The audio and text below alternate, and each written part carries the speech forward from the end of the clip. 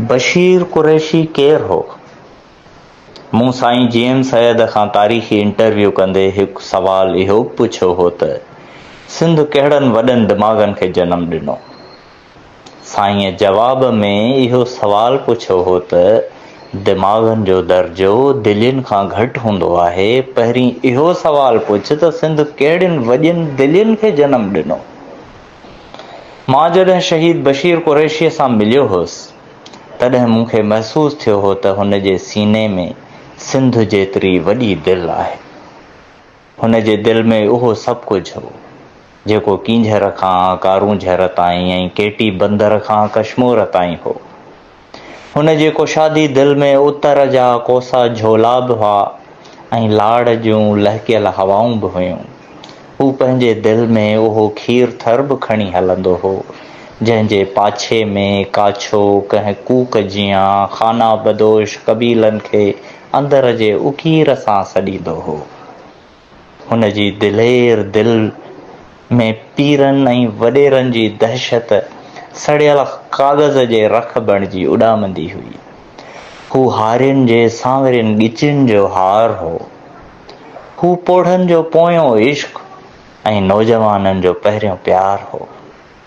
हू जेको सफ़ेद कोरोला जे पोईं सीट ते कंधु लाड़े मुख़्तसिर निंड में तवील सपना ॾिसंदो हो। हू जेको अखियूं मेटे उथंदो हो। हू जंहिंजे नेणनि में ओजागे जी सदा हयात सुर्खी हुई। हू जंहिंजे माठ में ॿारनि जो शोर हो, बुखायल ॿारनि ऐं ममता मारियल माइरुनि जो शोर हो। हू जंहिंजे माठ में बि जंहिंजी माठ बि कंहिं झांझ वांगुरु वॼंदी हुई। हू जंहिंजी रड़ रेगिस्ताननि में रुलंदी रहंदी हुई। हू ज़ालिमनि सां मज़लूमनि जो सफ़ीर थी मिलंदो हो। हू उहो कारूंझर हो जेको झुकी मिलंदो हो। हू उहो खूह हुयो सेंवारियल लोटियुनि सां हलंदो हो। हू पाणी हुयो, हू उञ हुयो, हू शहर जो शहर हुयो, हू रुञ हुयो। हू हिकिड़ो वण बि हो, हू हिकु पखी बि हो। हू धनार बि हो ऐं हू हिकु धण बि हुयो। छो त हू सिंध वतन जहिड़ी वॾी दिलि हो। उन करे त सिंध जे अबुल कलाम मोहतरम अब्दुल वाहिद आरीसर हुन जे शहादत ते चयो हो। कार्ल मार्क्स जे मयत ते तक़रीर कंदे फ्रेडरिक एंगल्स चयो हो, अॼु दुनिया जे हिकु अज़ीम दिमाग़ सोचणु बंदि कयो। ऐं जॾहिं बशीर कुरैशीअ जी ख़बर मुंहिंजे कननि ताईं पहुती तॾहिं मुंहिंजे चपनि चयो, अॼु हिकु अज़ीम दिलि धड़कणु बंदि कयो। बशीर कुरैशी सिंध जी सरकश दिलि हो।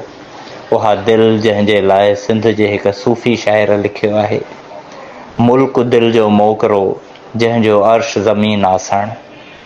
हू मन जो मोकिरो, हू रते देरे जो छोकिरो हिकु तारीख़ ठाहिण आयो हो।